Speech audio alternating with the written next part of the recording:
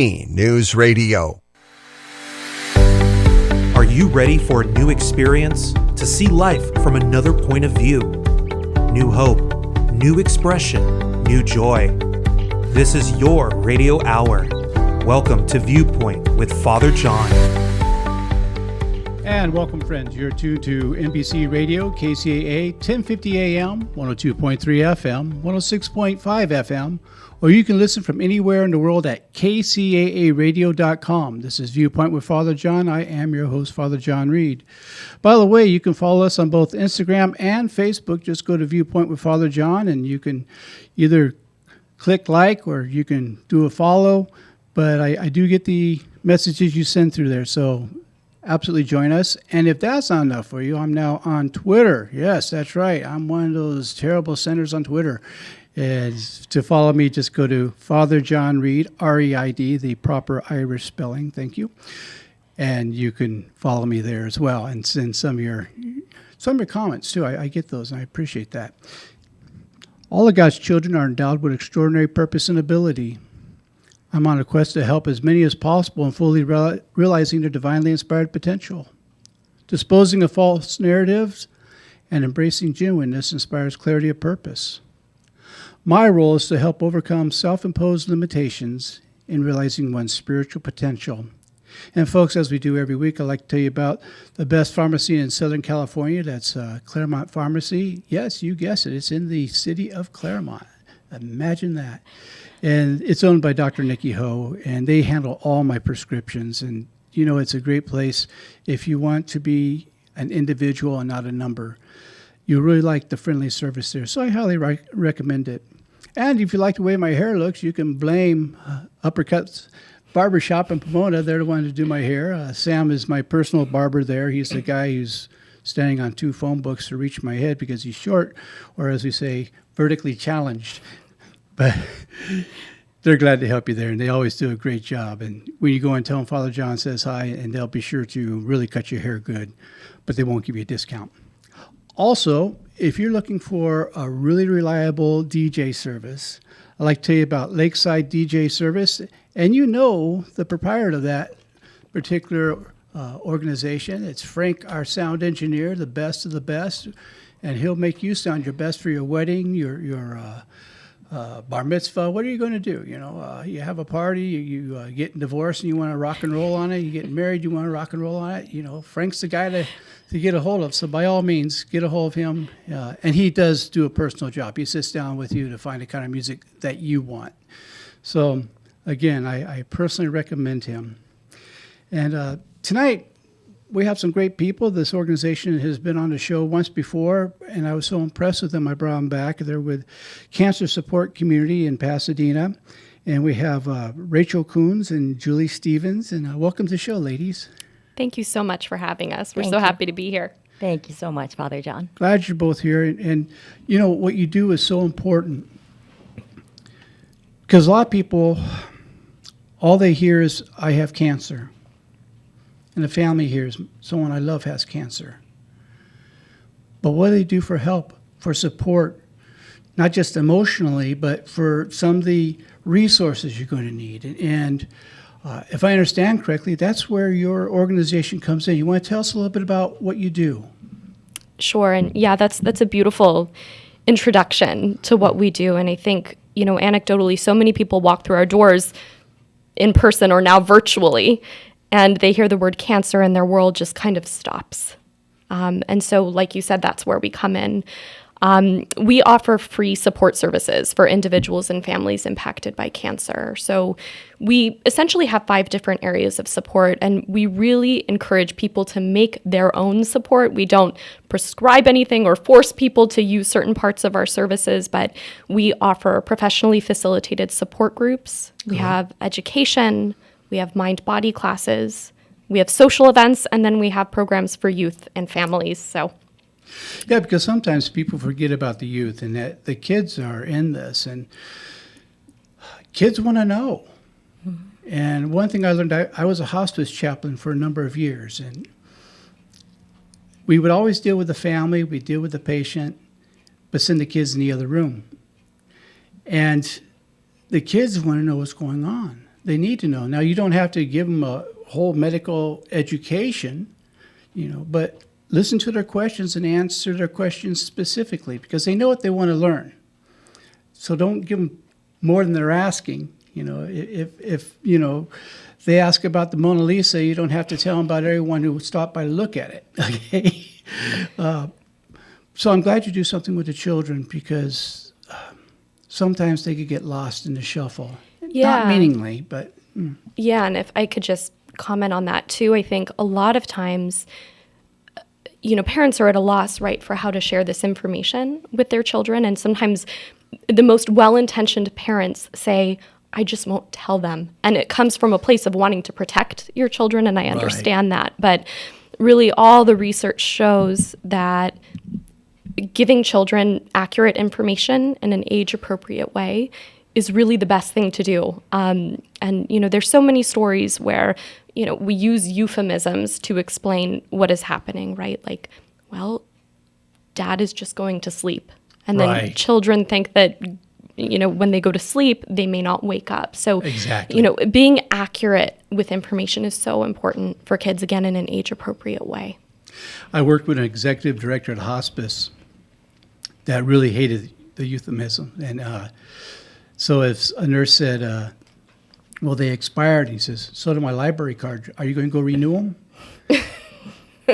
Well, kids a lot of times we think, oh, hey, we're going to protect them and not tell them, but they're so much smarter and so much more intuitive, and they know something's wrong. So if the family doesn't find the right way and the right support system to help them find the right way to express everything that's happening to their children, then they're going to make assumptions and they're going to interpret things possibly in way worse or just inaccurate ways than they could. And we've had support groups before where the kids were in there and they're talking about like, oh, my mommy's losing her hair. And then the other child was like, oh, well, my mom just got a cool new wig. And it's super cute to see them be able to relate on that level because when they're in school, that's not something that they can talk to the other kids in school about. So giving them that safe space is really important for us.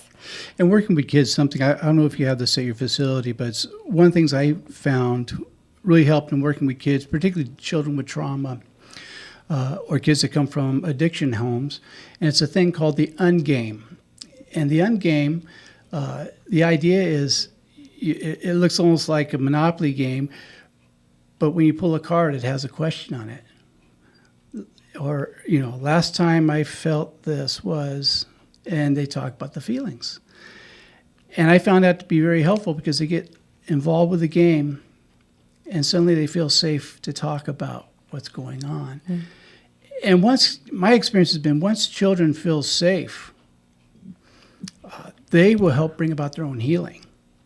But they have to have a place to feel safe. And it sounds like, if I'm hearing you correctly, you help supply something that could help on that path. Would that be a correct analysis? Sure. And I think that can come through a lot of different programs at CSCP. It can be a Halloween party where they're just amidst people who are going through something similar. Or it can be an educational program, or it can be a yoga class, or it can be the support group that we have for youth. And I think to your point, really play is a gateway to their lives and their experiences, and also just such a great learning tool. So we have things like the Ungame, but also art, and books, and just other ways for connecting and sharing information. Oh, that's perfect. That's wonderful. When someone comes in, what can they expect to see when they come in the front door? How will they be greeted? You want to share that? Well, normally we do ask people to attend an orientation. Right now, because of the pandemic, we are still on a virtual platform. Okay. So people will come to our website. They can fill out, there's a digital form for them to fill out there. And one of our therapists will reach out and get them started with our virtual programs and get them set up to join any of our services on Zoom. We've pretty much transitioned. The majority of our calendar is still available of what it was in in-person services is now available on Zoom. And we found that we are so incredibly fortunate that we were able to pivot to a virtual platform. We were down for 1 week when things shut down due to COVID-19, and we were back up. And cancer patients experience a certain sense of isolation even when they're in a group of people, even during normal times, Right. outside of a pandemic, there's a certain sense of isolation that cancer sometimes impacts people with. And so now they were on top of that dealing with a pandemic. And some of them didn't have the family. They didn't have the people around them. So being able to provide virtual programs to them and the support groups that they've relied on for a long time was incredibly important to us. And we were just so fortunate to be able to streamline that and still provide that for them. Oh, that's wonderful. And, when you had mentioned the yoga, how many people are surprised, because when people hear that someone has cancer, they think, well, you're dead already.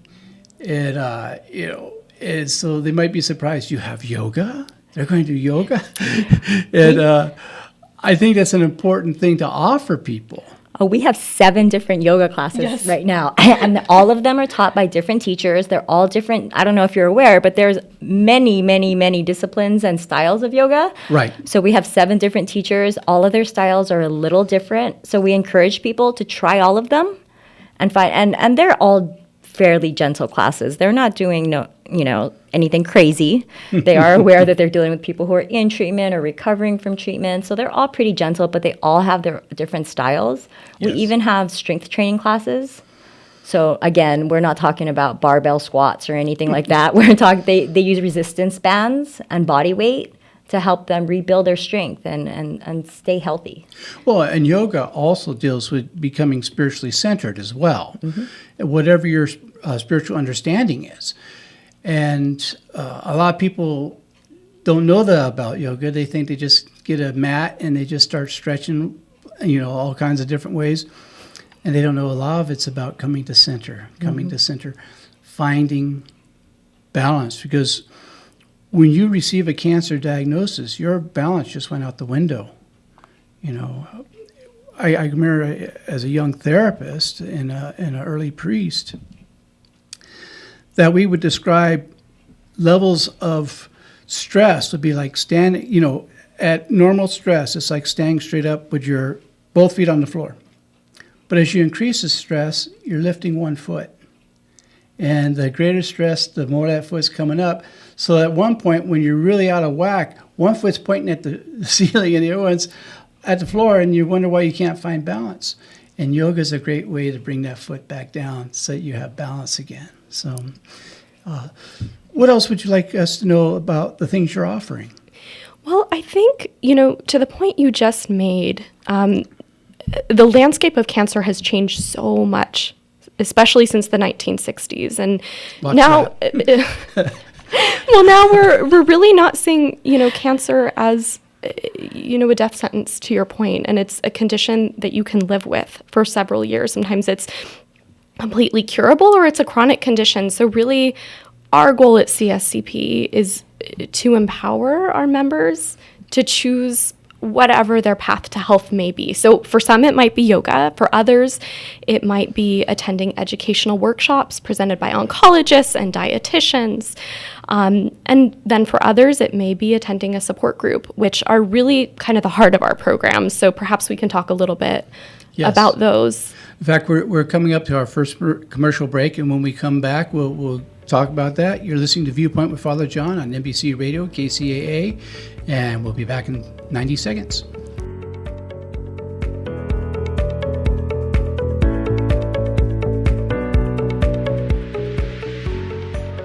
The loss of a loved one is one of the most challenging experiences in a person's life. It's hard to know where to turn to make your loved one's final arrangements. Jesse Ruiz at Personal Funeral Planning in Ontario will treat you and your loved one with the respect you deserve. Jesse served in the Marine Corps in Desert Storm and understands what it takes to provide loyal, personalized, and empathetic service to those who need it most. The families of Michael Jackson, Brittany Murphy, Ed McMahon, and many others have trusted Jesse to provide them with the highest level of service and support. To work with Jesse, call 909-762-4027, 909-762-4027, or visit their website, www.4pfp.org. www.4pfp as in personalfuneralplanning.org. Jesse Ruiz and Personal Funeral Planning, veteran owned and operated, helping you plan a personal, lasting tribute for your loved one. www.4pfp.org. You're listening to KCAA Loma Linda at 106.5 FM, K293CF Moreno Valley. The Tri-City Shopping Center in Redlands is serving up some really cool ice cream at La Micho Acana. Then get your chocolates and other delights from C's Candies. Moms and future moms who visit the mall can cool off and relax while they get treated like royalty at Shiny Nails or Francis Nails and then pampered at Texture Hair. The Tri-City Center is filled with retailers who care about you. Shop at the Tri-City Center in Redlands and see why they call it the Mall with a Heart.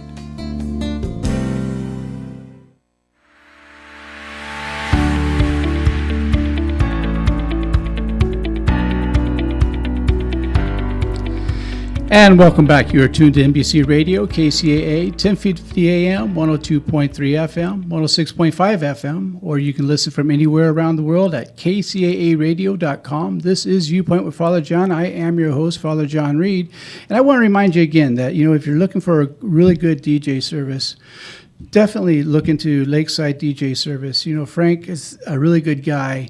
He'll take good care of you. And, if you've listened to the show for any time, he can be trusted. He's one of my closest friends now, and this show wouldn't be able to do what it does without him. So be sure to call him or send him an email. There you go.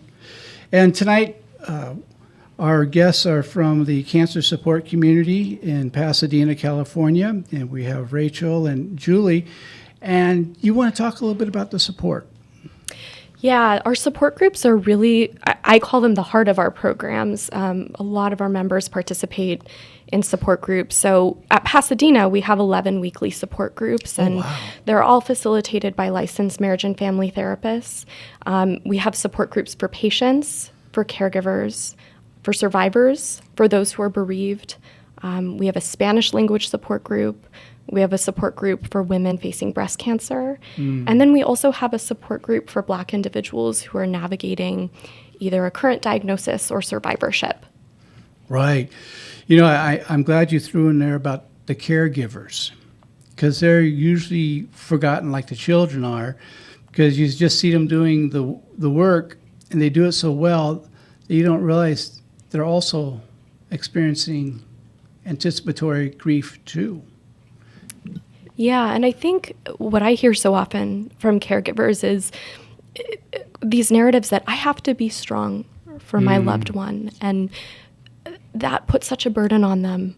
And it's rare that they have a space or the time when they're caregiving to turn in and focus on themselves.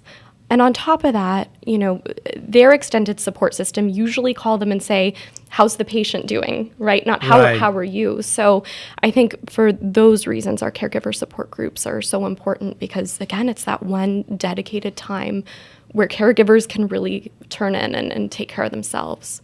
Which is important. Yeah, I would say that, you hear a lot from the caregivers that they put everything into taking care of the patient, but they don't take care of themselves. So they will completely neglect their health, their nutrition, like everything, because they feel that their primary purpose is to take care of the patients. I'd also like to add that those groups are separate. I get calls all the time from people that want to know if they can join the support group with the patient. They say, "Oh, my mom has cancer. We'd like to join a support group together." And I have to tell them that for reasons we don't allow them to be in the same support group, because we want that caregiver to be able to fully express the stress that they're under. Yes. And not worry the patient. The things they can't say because they feel are so wrong to say. They feel they're selfish to be worried about themselves. They feel all the strains that they need to let go. We want them to fully be able to let go. And we want the patient to be able to say, "Oh my gosh, my daughter is driving me crazy." We want them both to be able to completely be free. So we do offer them at the same days and times, so they can both come in together, they can ride in together, but once they're there, they go into their separate groups, and that's their own personal space. Yeah. That's well designed. I know for our staff at hospice, when I was involved with a rather major one, once a week I held a group for your home health aides, your nurses, your social workers, all the different people who are involved, because being professional doesn't mean not feeling. And we would even do candle-lighting ceremonies for patients that had died, because we would grieve as well. And so I'm really thrilled to hear you're doing stuff for the caregivers, because no one ever, they think, oh, well, you've been doing this for a while. Or if it's a family caregiver, I think you had touched on it, that it's like people don't think they have the right to feel these things, and they're trying to keep it together because they're doing the best service they can, and so they neglect their health. They neglect all the things you were saying. So, yeah, I think that's very wise that not only do you have that and they have their separate groups, but they go on at the same time so that no one has to get an extra ride. Yes. That's really important because it's hard to line up rides when you're dealing with this. Yes, and I think the other piece of that too is community is inherent to who we are and what we do, right? So even if you're in separate rooms, I know we touched on our facility a little bit earlier in our talk, but it's a really homey feel. You feel, a lot of people walk into our doors and say, oh, this doesn't feel like a hospital. Well, that's because it isn't one. It's a community. It's a home. So everybody goes into their own support group rooms, and and then there's opportunities where people all convene together for parties or for education or for, a yoga class or another kind of mind-body class. So it really is a unified community, homey feel. Well, let's say that people are in the program and their loved one dies. Do you offer grief follow-up? We do. We have a bereavement support group that meets weekly. And then in addition to that, we do offer short-term individual counseling. And I found that sometimes in that really acute, at the very beginning of the grief, sometimes that initial time is better suited for individual counseling.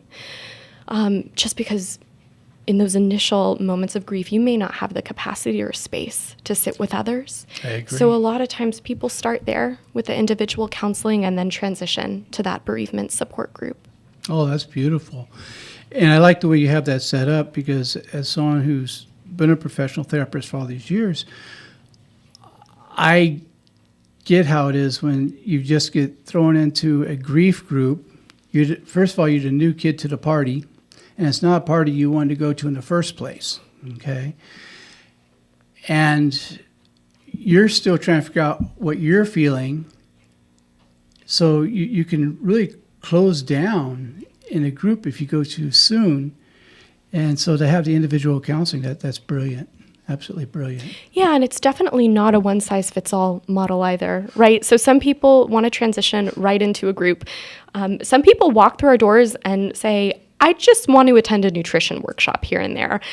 Sometimes we have someone who will come in with a reluctant partner with them.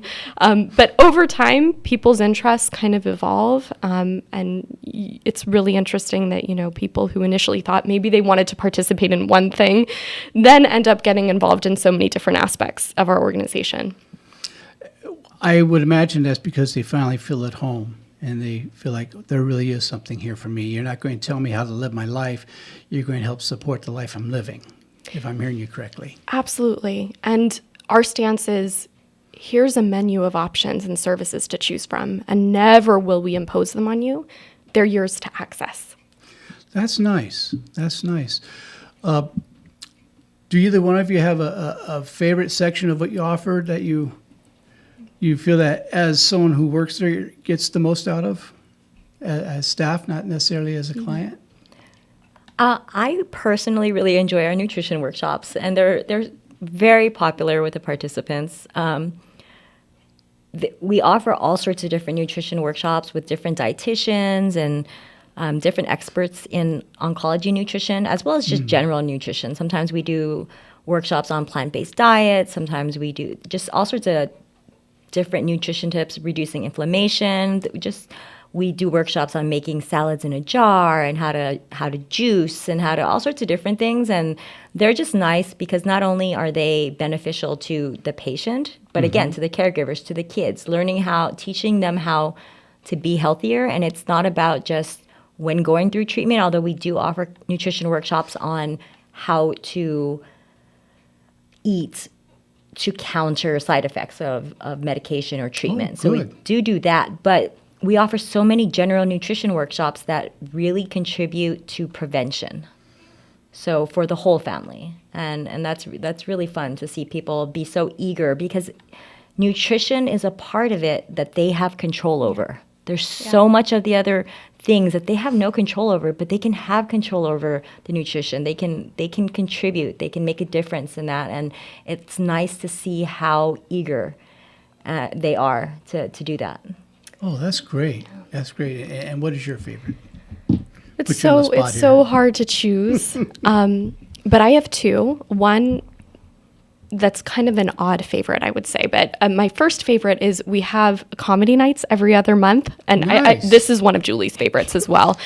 We've been doing them for years, but a comedian named Jason Love has his own nonprofit called Love and Laughter. And he brings comedy to different cancer support communities across the country now, especially since we have this virtual world. But him and professional comedians come and do a 1-hour comedy show. And, initially when we went to this virtual space, I really wasn't sure how it would translate. But it's incredible. And I mean, they say laughter is the best medicine, and it really is. Yes. Even for me, just sometimes at the end of a long day, to sit in and listen to the comedy is just great. And I think that's such a unique and beautiful program that we have. And then, honestly, my second favorite, this isn't even really a program, but I get so much out of those initial meetings with members. We call them new member orientations. But there, I think, is a certain magic when people walk into our office for the first time, and what I witness is that they just kind of get a sense of permission to just be. Yes. And usually in that first meeting, they let their guard down. There's tears and there's apologies for the tears. And then, orientation facilitators say, no, this is the place to laugh and to cry and to be angry and to be joyous and everything in between. So I think those new member orientations where there's just that permission to feel and be is so powerful and transformative for people. I would imagine it would be. And because a lot of times people get the diagnosis and they feel on stage and that they have to have a certain, be brave for people. And what I used to tell my patients when I was a hospice chaplain is, first of all, it's okay to not be okay. And sometimes you have to be strong enough to be weak. Yes. Because if you can show your emotion, they can show their emotion. Then you can connect, and now you're back to being family.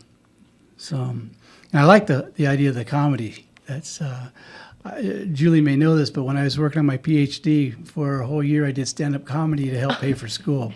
And every once in a while, I still do a gig that, when Gabby and I first got together, and she got to find out I do comedy, she's seen me do a show, and she's still with me.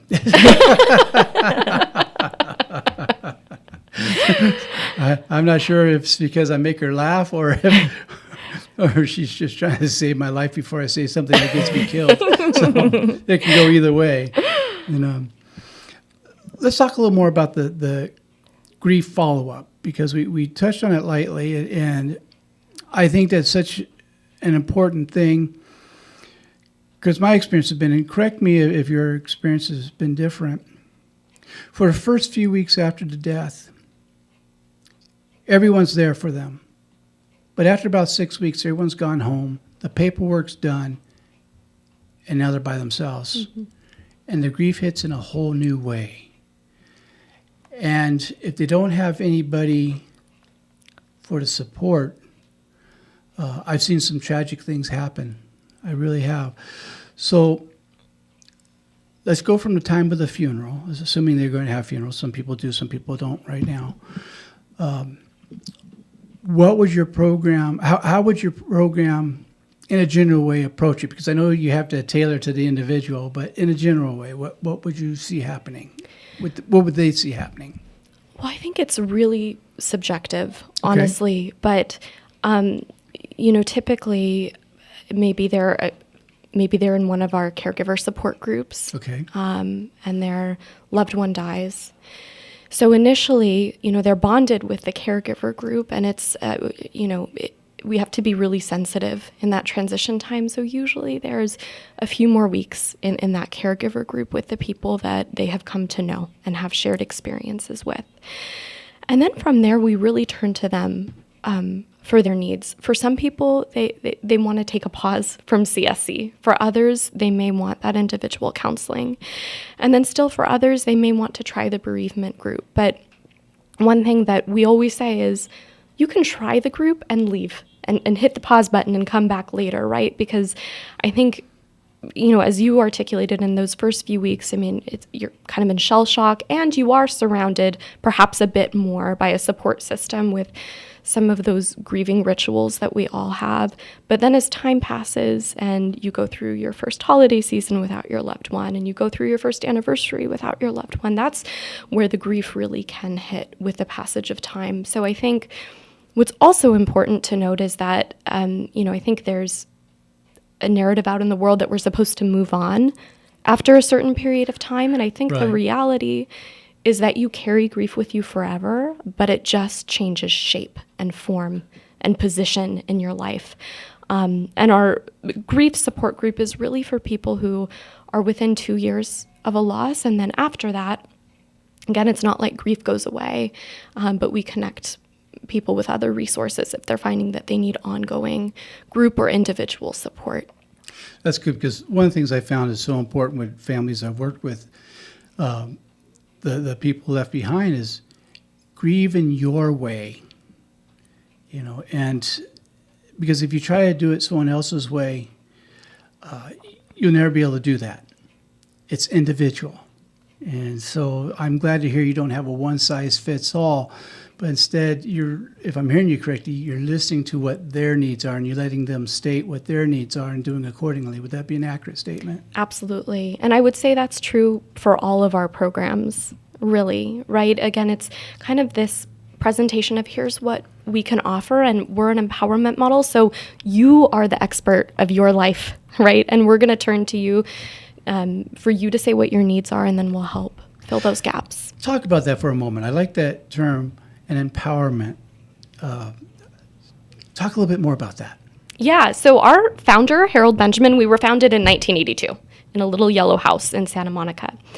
But he coined what was called a patient active concept at the time, which really posited that people that actively engage in their care will have a better chance of recovery, better health outcomes. And that has been validated in the research. So really what that translates to is you knowing your own needs and pursuing them and being supported to pursue them has positive outcomes for your mental health as well as your physical health.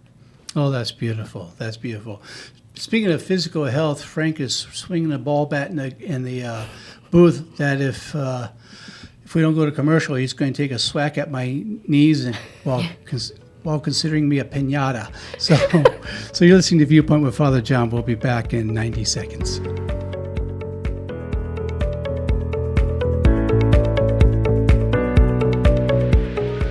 The loss of a loved one is one of the most challenging experiences in a person's life. It's hard to know where to turn to make your loved one's final arrangements. Jesse Ruiz at Personal Funeral Planning in Ontario will treat you and your loved one with the respect you deserve. Jesse served in the Marine Corps in Desert Storm and understands what it takes to provide loyal, personalized, and empathetic service to those who need it most. The families of Michael Jackson, Brittany Murphy, Ed McMahon, and many others have trusted Jesse to provide them with the highest level of service and support. To work with Jesse, call 909-762-4027, 909-762-4027, or visit their website, www.4pfp.org. www.4pfp as in personalfuneralplanning.org. Jesse Ruiz and Personal Funeral Planning, veteran-owned and operated, helping you plan a personal, lasting tribute for your loved one. www.4pfp.org. You're listening to KCAA Loma Linda at 106.5 FM, K293CF, Moreno Valley. The Tri-City Shopping Center in Redlands is serving up some really cool ice cream at La Micho Acana. Then get your chocolates and other delights from C's Candies. Moms and future moms who visit the mall can cool off and relax while they get treated like royalty at Shiny Nails or Francis Nails and then pampered at Texture Hair. The Tri-City Center is filled with retailers who care about you. Shop at the Tri-City Center in Redlands and see why they call it the Mall with a Heart.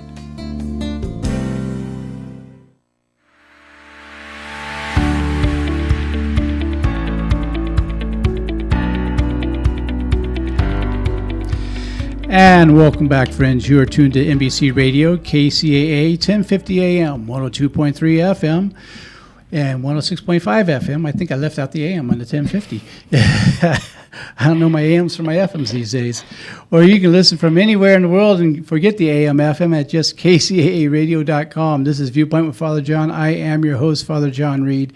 And we're talking to people from the cancer support community in Pasadena, Rachel Koonse and Julie Stevens. And, you know, when we left, we were talking a little bit about some of these timelines that people deal with grief and other things. Julie, can you take us a little further on this topic? Yeah, I think that it's important, and it's really great that you mentioned how your observations of kind of the timelines with somebody processes grief. And I've seen quite the same different kind of patterns, or similar and different patterns when it comes to somebody processing their cancer diagnosis. Yeah. So I think it's important for people to know that there's no cookie cutter way for them to process that either, because I get calls all the time from people that literally just got diagnosed, and they'll call crying and say, "I just found out I have cancer. Can you help me?" I also get calls from people who say, "I finished treatment 6 months ago, and I don't." And honestly, I feel like I get more of those calls of people who are out of treatment. They're in the clear, and they have all the emotions. And that I want people to know that that's normal, because when you're in it, you're just so concerned about making it out. You're concerned about the treatment and the doctors, and that's all that consumes you. And then once the dust starts to settle, as you mentioned, with people, you've got a million people there taking care of you while you're going through treatment, right? But then it's all over. Then people go away, and the emotions start to hit you of everything that just happened and everything you just went through, and all that can be very overwhelming. So it's important for people to know that whatever stage they're at, it's okay, it's normal, and that's who we're there for. We're there for you no matter what stage. If it's day one or, you're 60 days out, you're 6 months out, we're still there. It's funny you mentioned that. My listeners know that I've been dealing with terminal illness. And I was supposed to have been gone 6 months ago. And while I still have all the stuff going on, and I've beat the doctor by 6 months, I exercise and do all kinds of stuff. The one thing that gets me is people always say, "But you look so healthy." I said, "Yeah, it looks. You have no idea what's going on inside." There's some days, I had to miss a board of directors meeting of an organization. I'm the president of the board. And for the first time, I had to miss a board meeting because I was having such a bad flare-up from the illness that I couldn't function, and everything in me wanted to make myself suit up and show up, but I knew the night before I couldn't. I sent an email saying, "Look, I'm sorry," and they understood. I have trouble understanding. And so I mention that because I've been very open with my listeners about the disease process, and particularly with the dementia.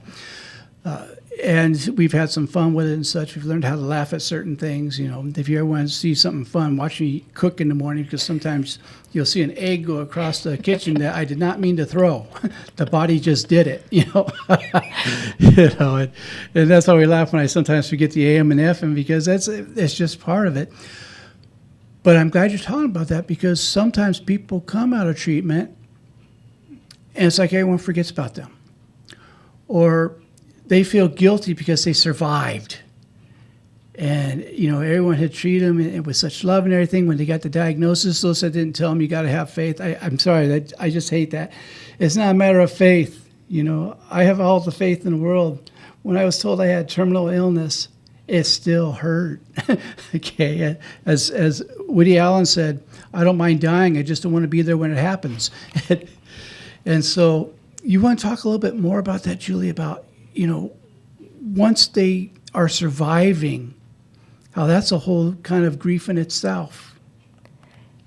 It can be, and those are the different kind of things. We also have a survivorship group for people that are a little further out. So what is the time frame for actual patient groups out of treatment? So our patient groups are really aimed at people who are either in active treatment or are within 18 months post-treatment. And then they can transition to our survivorship group, like Julie was saying. Yeah, so we do have a survivorship group past the 18 months for people to continue to go who are more than 18 months out of treatment but still feel affected, and they're still, they're still going through a lot of the emotional things that as a result of their cancer experience.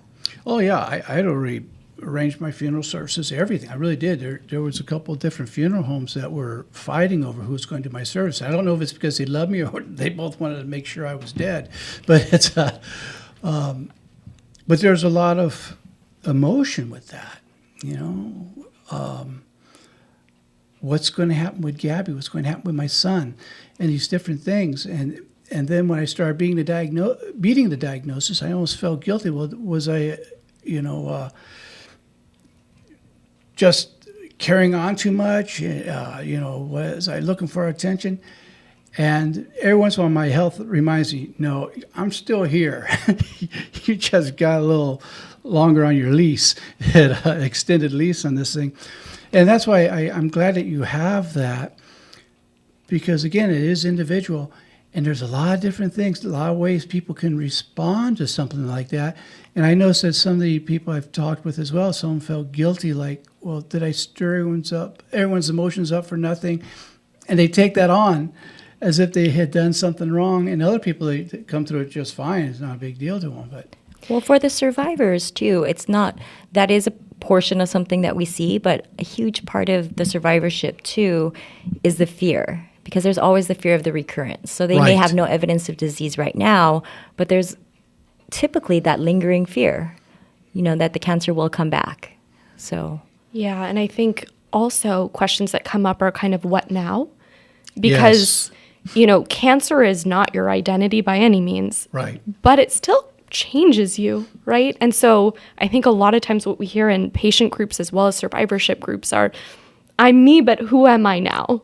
And what's next? Those are really common themes. And also, just as you were talking, I think the magic of the support group is validation that, like, I feel that guilt too. Yeah. And I use that gallows humor too. And that makes it okay. Yeah, I have a pretty warped sense of humor, but it gets me through. And when I was doing hospice chaplaincy, I found that did more for my patients than anything else I did. Because once they could laugh, now they could talk about how they really feel. And it was safe, because it's amazing how many people are afraid to laugh around somebody who has cancer or some other terminal illness because they think it's being disrespectful. It's like, no, you need laughter. Mm-hmm. And I've heard some patients say some really great things that I would, I tell them, don't ever do that when I'm drinking something, okay? My nose can't take it. Now, do you have events coming up, galas or anything? Yeah, so, we're a pure nonprofit, so we are funded by private donations, and we do have a gala coming up. Maybe Julie can share a little bit more about that. Yeah, so I don't think we've shared enough about the fact that all of our services are free. Mm-hmm. We never charge for any of our services. We don't ask for insurance information. We will never ask you for a penny, but we don't get any kind of government funding or anything. We're funded purely by foundations that support us, as well as private individuals. So our biggest fundraiser of the year is our annual Angel Gala that is coming up on May 15th. It is actually free to attend. If anybody would like to attend it, you can just go to cscpasadena.org, our website, or Google Cancer Support Community Pasadena, and right on our homepage, you will see a link to go to the event webpage. And you can register there, and you can attend the event. You can learn more about our services. But just being in attendance is a great way to support us. There'll be a silent auction as well as a live auction. So there'll be ways to support if you're in a position to be able to help support our mission and the services that we provide. But if you're not in a position to support, just join us for a fun night. The theme this year is around the world, and there'll be a lot of fun virtual entertainment. Would it be possible for any of the listeners that felt so inclined to sponsor a couple of tickets for people who might want to go that are financially not able to do that? Well, we do have sponsorship levels. Okay. But because the event is virtual, there's no price for the tickets, which is why I'm saying anybody can go and just RSVP and attend the event for free. So normally we do have a sit-down dinner, and people have to pay for tickets. But with the pandemic still kind of on its tail, we're doing a virtual event. So right now, take advantage. Come attend the gala for free. And if you like, we've got tons of different auction items, so people can bid on small items, big items. We have a trip to Africa. We have, a gift certificate to a local bookstore. There's quite a range of things to fit everybody's kind of budget. But again, if you cannot support, you can absolutely still attend for no charge at all.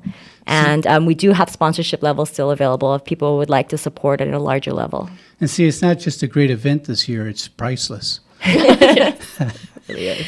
And I think, honestly, the biggest support is just making sure that people know about us, that we exist. We're one of 52 locations across the world. So there's a CSC where you are. So I think the biggest support that people can offer is just tell your loved ones that we exist. And those of you who are following this on YouTube, Frank has put the website up there a few times. It's up there right now. And so you can see where to go on this. It is a worthwhile organization. This is why I had them come back this year. They were here last year, and I was so impressed with what they were doing. And they're doing it because of their love of people. It's a nonprofit. There's not someone making money off other people. And so, if they come back, I really think a lot of them, those of you who've listened to us for the last 3 years. And so it's a great organization. And as we're into our last 8 minutes or so, what kind of ideas would you like to leave our listeners with? What would you like them to know? I would just like them to know that, and this isn't to incite fear, but cancer touches us all in some form, whether it's ourselves or a loved one. Yes. And so, as Julie said earlier, you're not alone. There's a community of people who get it. And I think, coming to CSCP or another CSC is just a great place to really experience that feeling of not being alone and regaining some hope. So I think that's the message I would want to leave with. Yeah. Julie? Yeah, I think Rachel said it well. We're strong on saying that we do not want anybody to face cancer alone, and that community is stronger than cancer. So we want people to know that having a community of people, because sometimes you can have a big family that loves you and supports you and wants to do everything for you, and they just don't understand exactly what they're going through. And that's a scary feeling, to be in a crowded room and feel alone. Yes. And that's what we're there for. That's the community we can provide, so that you're there and you feel seen and you feel heard, because you know that other people get it. That community can really be stronger than cancer. That's what we want people to know, that they shouldn't have to go through it alone, even though if they're not literally alone and they have people there, that they don't have to feel alone. Right. Because facts and feelings are two different worlds. Mm-hmm. And you can have people who love you and you have no idea at the moment, because it's such an individual thing to receive that diagnosis that you think no one else can understand what's going on. And some of my friends, we say it's one thing to care, it's a whole nother world to understand. It's because we understand that we do care. Mm-hmm. And it sounds like that's what you're bringing out there. And you're giving the most incredible gift that one person can give to another, and that's the gift of hope.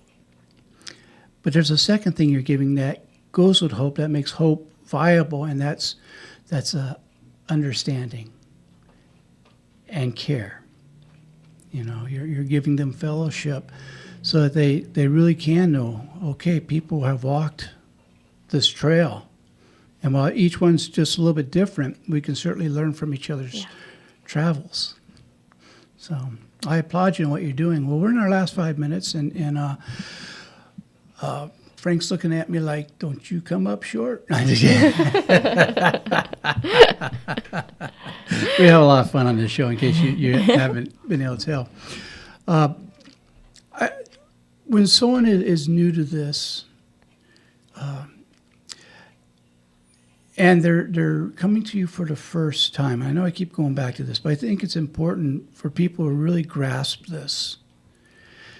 They're not going to, if I'm hearing you correctly, they're not going to be overwhelmed with a bunch of you have tos. Instead, this is some things we have to offer. How can we be of service to you in a way that you need? Would that be correct? Yes. And how can you talk on that for just a little bit so that people really get this message? Because sometimes people hear it and they think, well, are you really like that? Yeah, we are. And, we're not, I think it is a very different model, because I think a lot of people have the perception that we are like a medical facility and you'll walk into our doors and we will tell you what to do. Right. And that's not quite it. We really do view our members as the experts of their own experiences. So we turn to them to tell us what is going to be their best version of support. And I think, when people walk in for the first time, a lot of it is just validating and saying you're right where you need to be, and what you're experiencing emotionally is okay and normal. Affirmation. Yeah, absolutely. A lot of affirmation. So that's the stance that we take when people come to us. In other words, when they come in, you see them, and you really see them. And there's some cultures that's actually a greeting that has to be given with the heart when they look each other in the eye and they say, I see you. Mm-hmm. And that's such a deep spirituality. I'm not talking religion. I'm talking about deep spirituality, for someone to walk into a place and you be able to say to them, whether it's verbally or just with giving that vibe, I believe in those vibes, I see you. And that you are the expert of your own experience. Yeah, and I think, another really important thing is that we're taking inventory and as an organization and thinking about how can we reach our full community better. We're really taking a look at diversity, equity, and inclusion initiatives so that, we're offering programs and services that truly serves every member of our community. And I think that's really a part of being seen. Yes. And so, again, folks, I want to invite you to go to the website, get very familiar with this organization. And do you ever send out literature? Well, I guess they can get the literature online. They can get the literature online. We do have information that we are able to send out. If somebody wants to look up the phone number and give us a call and request, we can send them printed material as well. Keep in mind that I did my dissertation with a chisel and a stone, okay? It was really hard to make copies, too, I'm telling you.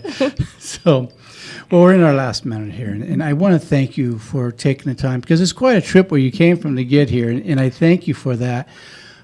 But more importantly, I want to thank you for the service you're giving. What I take from this is you're not just offering a program, you're offering yourself. And you're saying, we are here for you, and we are here with you. And I take my hat off to you for that, because that takes courage. It's easy to, and I know some of my medical friends are going to get on me about this, but it's easy to be the medical professional and be very sterile. And that's not what you're doing. You're saying, I'll walk in this pain with you, because together we can get through this. Mm-hmm. And so again, this is Cancer Support Community in Pasadena, and they have 52 other branches around the world. But I hope that you'll get involved with them. If you don't have money, maybe you can volunteer. If you do have money, I hope you'll be generous with it. But thank you for coming tonight. And for those of you listening, I thank you for tuning in again for another week of Viewpoint with Father John. And if no one told you this week that they love you, let me be the first. And I look forward to us being together again next week. And one of our favorites will be here, Dr. John Smith. So peace be with you.